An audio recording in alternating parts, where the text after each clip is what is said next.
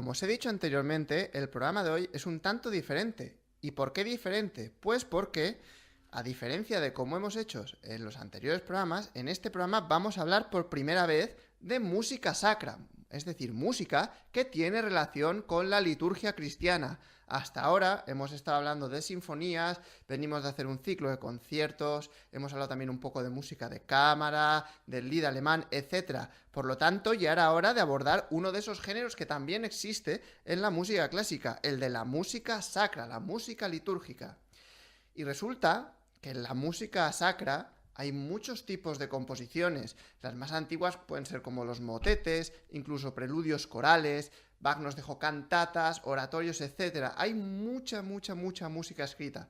Pero entre toda la música que hay escrita, quizá sea interesante hablar de un formato que nos es familiar a todos. Digo familiar porque todos alguna vez hemos ido a una misa. Y es que, en efecto, en música también existen las misas. Igual que nosotros vamos a la liturgia cristiana a celebrar la Eucaristía, en música también hay obras que se centran en este rito litúrgico cristiano. Y además, como no puede ser de otra manera, la forma de la misa, es decir, la estructura de la misa musical, es la misma que la estructura de la misa litúrgica cristiana. ¿Y cuál es la estructura de la música, de la misa litúrgica cristiana, incluso de la liturgia? Pues no sé si sabréis que en los textos que se recitan en misa, porque al fin y al cabo en misa lo que se hacen es una sucesión de textos, hay unos textos que son ordinarios, que se recitan normalmente en casi todas las liturgias de todos los días de misa, y otros que son propios, que digamos son un tanto extraordinarios y que se ajustan al momento que se está celebrando dentro del ámbito cristiano, como puede ser el nacimiento de Cristo, la muerte y pasión, etcétera. Por ejemplo, aquí en Valencia tenemos la octava del Corpus, etcétera.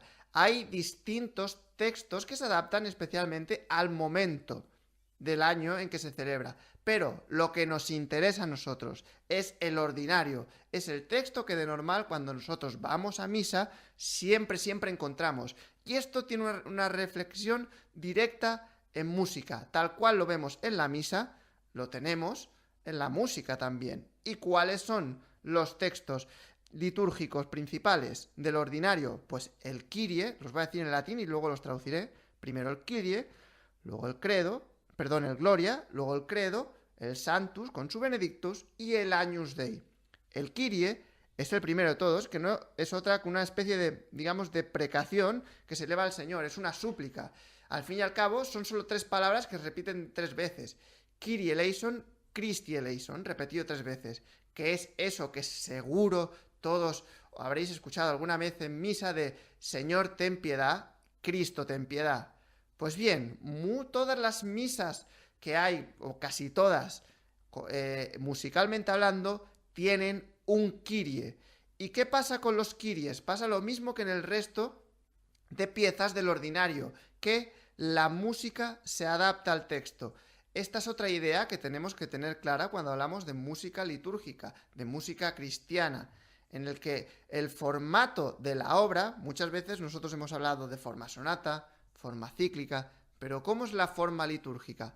La forma litúrgica es aquella que la música se adapta al texto. El texto es lo primero, porque al fin y al cabo las misas las suelen encargar la Iglesia, y lo que quiere la Iglesia es que se entienda la palabra, que llegue al fiel. De ahí que es importante que el texto se entienda y que llegue al oyente.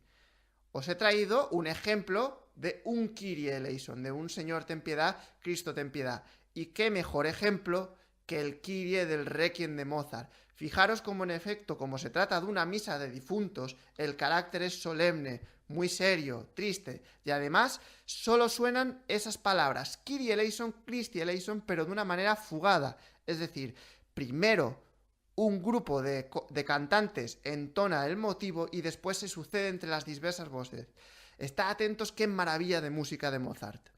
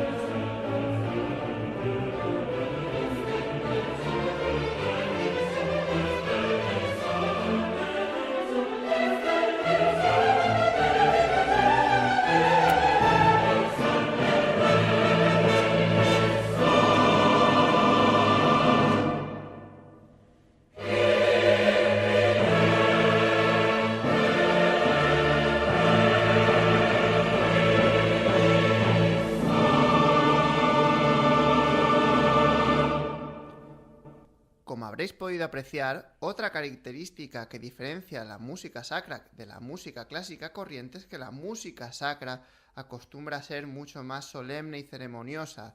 No se presta tanto a esas alegrías tan rotundas que podemos encontrar en Beethoven o en otros compositores. Es una música, digamos, de un término medio, pero muy espiritual. Es un concepto completamente diferente.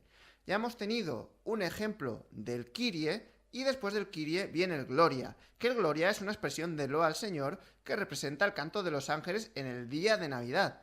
Y el texto corresponde a lo que se denomina gran doxología, constituida por el Gloria in excelsis Deo, que es eso que también estoy seguro que todos los que hayan ido a misa habréis escuchado, de Gloria a ti Señor omnipotente, etcétera, etcétera.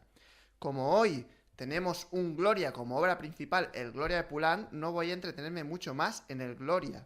Después del Gloria, en tercer lugar, viene el credo, que es una profesión de fe.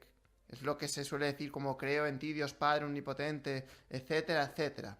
Luego viene un momento muy importante en la liturgia cristiana, que no es otro que el Sanctus y el Benedictus, es decir, bendito sea aquel que viene en nombre del Señor, que se canta respectivamente, como bien sabéis, antes y después de la elevación de la Eucaristía. Y por último, tenemos el Agnus Dei, es decir, el Cordero de Dios, que es una plegaria sobre un texto tomado del primer capítulo del Evangelio de San Juan. Cordero de Dios es eso que suele decir, Cordero de Dios que quitas el pecado del mundo, ten piedad de nosotros. Cordero de Dios que quitas el pecado del mundo, danos la paz. O como dicen en latín, Agnus Dei qui tollis peccata mundi, miserere nobis, Agnus Dei qui tollis peccata mundi, dona nobis pacem. De entre todos los ejemplos que también podría traeros de un Agnus Dei, porque es otra de las piezas clave dentro de la liturgia cristiana, tenía la obligación de traeros tal vez uno de los más memorables que hay en toda la historia de la música, que no es otro que el Agnus Dei de la misa en si menor de Johann Sebastian Bach.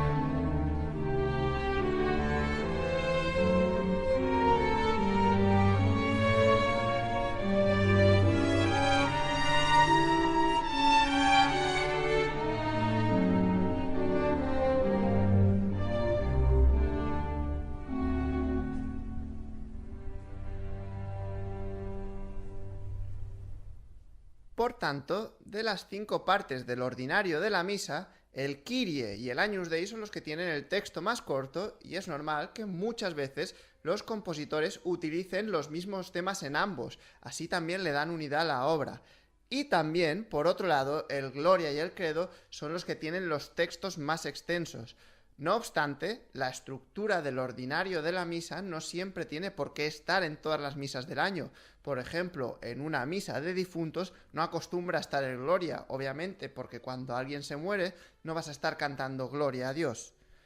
Por otro lado, vamos ya a hablar del compositor de hoy, teniendo una idea aproximada de lo que es una misa, porque podríamos estar hablando aquí muchísimo tiempo, pero me pareció original hablar de un compositor menos frecuente, digamos, porque si hablamos de música sacra, enseguida, obligatoriamente, tenemos que pensar en Bach, en Mozart, incluso Schubert, ¿por qué no Beethoven, Bruckner, etc. Pero me ha parecido diferente traer a Poulenc, ya que Poulenc es un compositor francés nacido en 1899 y muerto en 1963, es decir, es un compositor relativamente reciente que formaba parte del grupo de los 6 franceses, es decir, era un grupo vanguardista que tuvo lugar en Francia hacia 1920 y era un grupo formado por compositores, algunos conocidos como son Milhaud, Poulenc, Honegger o Auric, y otros menos conocidos como son la mujer Taillefer y Duret. Sin embargo, fue un grupo musical que se caracterizó porque querían buscar, digamos, una sonoridad de una orquesta escueta, dura y despojada, sin la caricia de la cuerda. Ya hablando en el caso de Poulenc era un compositor que gustaba, él mismo lo reconocía, de hacer una música que fuera agradable de oír, una música melodiosa. Y es aquí un punto muy interesante que tenemos que saber al hablar de Poulenc, que en Poulenc es un irreverente 100%. Es un compositor, además de una manera consecuente, muy contradictorio. Él quería ser contradictorio. ¿Y por qué contradictorio? Pues bien, por un lado, él pertenece a un grupo de una vanguardia musical, que hemos dicho que es el grupo de los 6, que querían, digamos, alejarse de la estética de Debussy, de Ravel y proponer una música dura, rítmica, fuerte. Sin embargo, Poulenc decía, vale, yo pertenezco a este grupo, pero yo también voy a la mía, sigo mi camino y hago una música melodiosa y agradable. Poulenc recurría y siguió fiel a la melodía en un tiempo en el que la gente no consideraba oportuna componer música melodiosa. Y además, en Poulenc se dan situaciones muy graciosas, y es que escribió muchísima música sacra, pero lo hizo ya hacia el final de su vida, por una serie de acontecimientos que tuvieron lugar durante su vida, ya que al principio él no era muy católico, pero tenía un amigo compositor muy cercano que murió de un accidente de coche decapitado, y esa muerte le produjo un grandísimo shock emocional que le hizo recurrir nuevamente a la música sacra. Y es aquí donde vamos a hablar del Gloria, de su Gloria, una obra para solista, coro y orquesta. Y tenéis que saber que, por ejemplo, en esta obra tiene una inspiración muy graciosa, y es que Poulenc dijo que se inspiró, primero que nada, en unos frescos de un pintor llamado Goccioli en Florencia, en el que aparecían unos ángeles sacando la lengua, ya que es algo, digamos, dentro del ámbito de la iglesia un poco anormal ver unos ángeles sacando la lengua. Y también una imagen que le produjo muchísima gracia, que es que vio unos monjes benedictinos jugando a fútbol. Es decir, la música del Gloria de Poulenc, por un lado, tiene ese punto humorístico, satírico, también sensual, muy presente, pero también hay una trascendencia mística innegable a lo largo de toda la obra. Por ejemplo, siempre os he dicho anteriormente que la música sacra tenía un carácter contenido, sobrio, elegante, digamos muy emocional. ¿Y cómo empieza Poulenc su Gloria? Pues con una fanfarria hasta cierto punto violenta y muy enérgica de los metales, que suena de esta manera.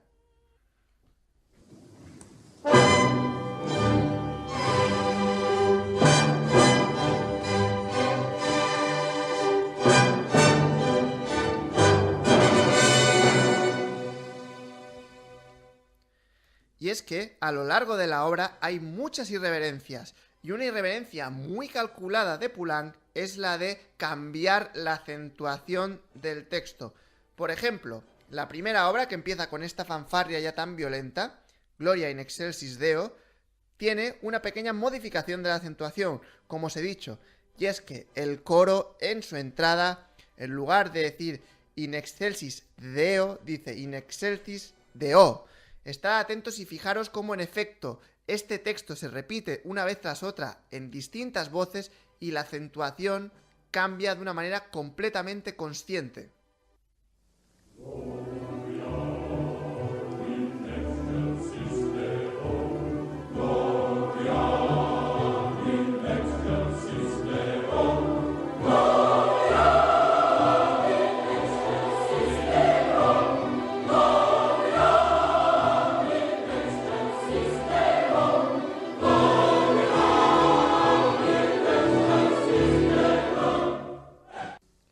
Y es que estos cambios de acentuaciones no solo se producen en el primer movimiento, también se producen en el segundo, en el Laudamus Te. Pero antes de entrar en este aspecto quería comentaros algo, y es que este segundo movimiento, el Laudamus Te, empieza con un oquetus de trombones. Y vosotros os diréis, ¿qué es un oquetus? Es una melodía partida en el que distintos instrumentos hacen una nota de la melodía. Esto que vais a oír, en lugar de tocarlo un trombón, lo tocan dos, tocando de manera sucesiva.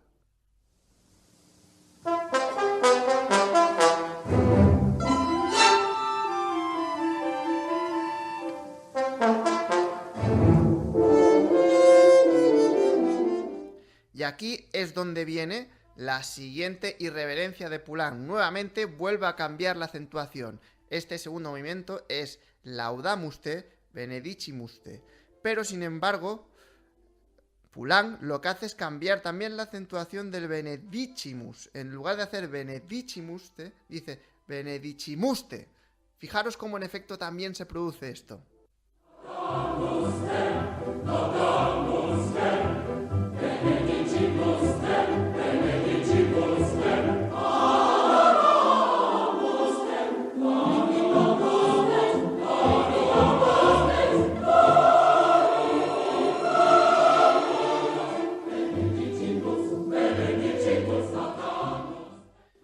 En una obra sacra como esta no podía faltar en algún momento cierta referencia al gregoriano, a la melodía llana, y se produce en la mitad de este segundo movimiento, en el momento en que el texto dice gratias agimus, pero una vez más Poulenc hace algo que a priori no debería hacer dentro de los cánones de la estética cristiana, que es hacer un cantus firmus cromático. Fijaros cómo en efecto se produce esto.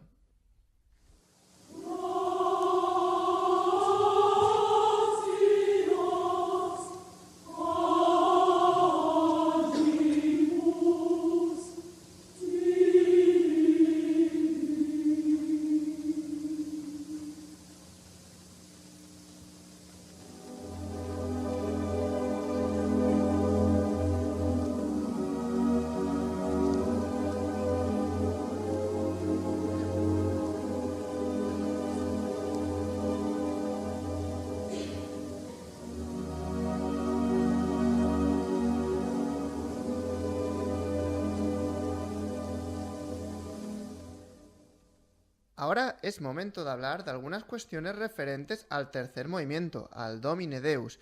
Y es que en casi todas las obras sacras que se han escrito suele haber una voz solista, un cantante y un coro, además de la orquesta. ¿Y esto por qué? Es algo que se deriva también de la propia estructura de la misa, ya que de alguna manera el solista cantante simboliza lo que es el sacerdote y luego el coro que responde son los fieles de la iglesia. Y aquí es interesante porque en la música sacra hay un tipo de, digamos, de estructura que se repite mucho y que se recurre mucho, que es la que el solista o el sacerdote, como nosotros lo hemos vivido en misa, dice la palabra del Señor y los fieles responden. Y de ahí que esto se llama, la respuesta del coro se llama responsorio. Y cuando el coro junto con la soprano o con el cantante cantan juntos se llama antífona. O cuando nosotros lo vemos en la iglesia, cuando nosotros nos unimos al sacerdote a decir la palabra de Cristo. En este caso, el tercer movimiento es un ejemplo de ello. Podéis fijaros como en efecto, primero la soprano dice Domine Deus 2 veces y después el coro dice Rex Celestis.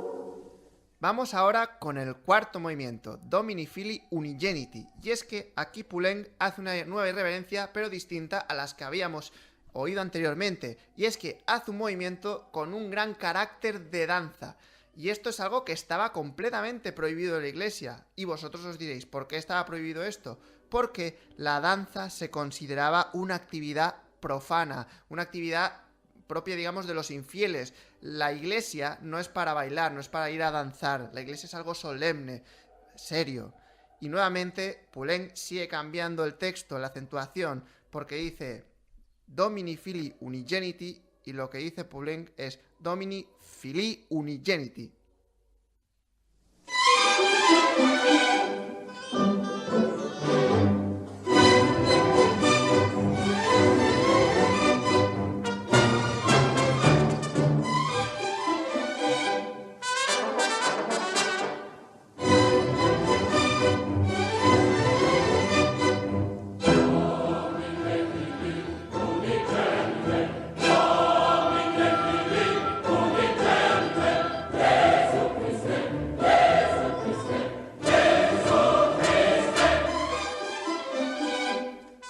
¿Os habéis fijado cómo en efecto hay cierto aire de danza en el inicio de la orquesta? Vamos ya con el quinto movimiento, el Domine Deus Agnus Dei. ¿Y qué es lo que sucede en este movimiento? Pues que Poulenc de alguna manera vuelve a la estructura propia de ese tercer movimiento en el que se alternan las antífonas y los responsorios, es decir, en los que se alternan las voces del soprano a solo con el coro que responde y luego cantando todos juntos. Pero ¿qué hace de nuevo de irreverente Poulenc? Es que usa intervalos prohibidos que estaban en la iglesia, como son el tritono y las quintas aumentadas. Fijaros en efecto cómo el canto de la soprano suena, digamos, un poco más picantón, se aleja de lo que debería ser el ritual riguroso y ceremonioso de la iglesia.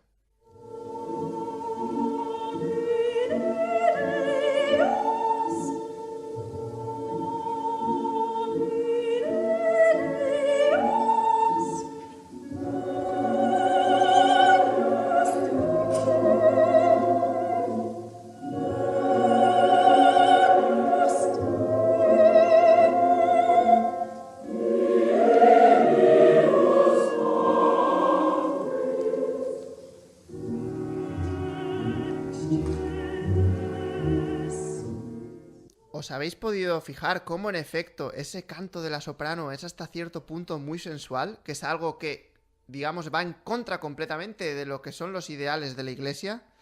Vamos ya al que es el último y sexto movimiento del Gloria de Poulenc, el Cuisedes ad exteram patris, que comienza con una entrada silábica muy típica de lo que es el canto gregoriano coral, seguida por la fanfarria inicial de la obra. Estad atentos.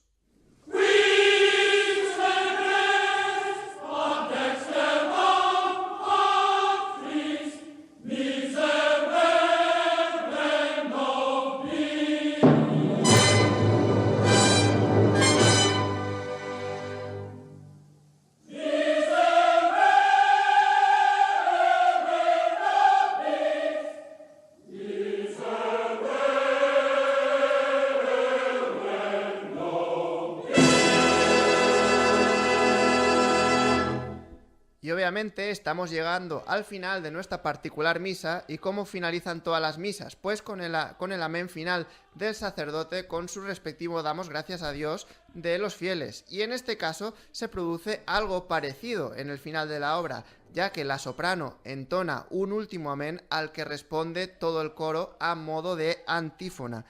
Y además es en este último final, al final de la obra, cuando Poulenc ya alcanza, digamos, su lado, su mirada más mística.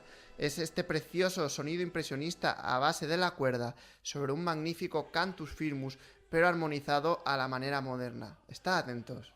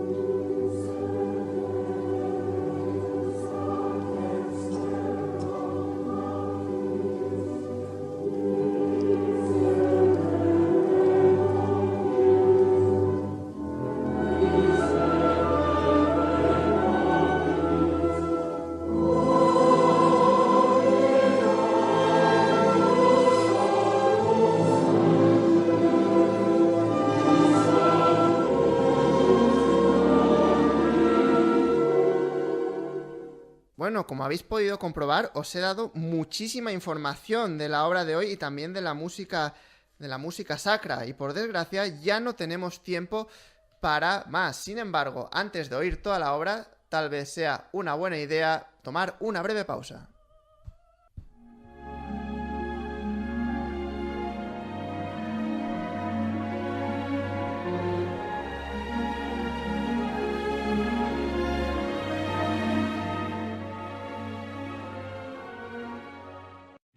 Charlas en la cocina, plantas que dan color a la terraza, noches de pelis en el salón, música en la habitación de Miguel. Los espacios de tu hogar forman parte de tu vida. Isabal dispone de gran variedad de pinturas, colores y fórmulas que los cuidan y protegen. Pinturas Isabal. Damos color a tus proyectos. ¿Qué pasa, chavales? ¿Tienes el colchón guarrillo? ¿Sucio? Pues cámbialo, hombre. Cámbialo en Factory Colchón. Colchón viscoelástico a 49 €. En Factory Colchón, venta urgente de colchones. ¿Qué? ¿Vamos a Factory Colchón y nos hacemos unos colchones?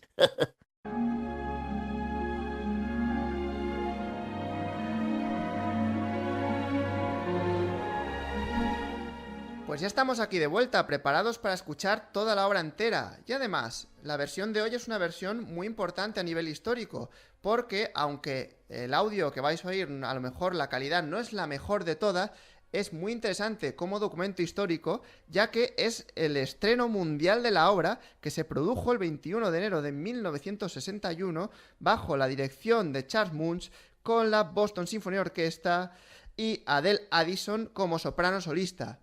Estoy seguro que sabréis disfrutar muchísimo de ese lado tan irreverente y, por qué no, macarra de Poulenc, pero a su vez disfrutar también de ese profundo misticismo que llena su música. Espero que disfrutéis mucho la obra y que tengáis una feliz semana. Nos vemos la semana que viene.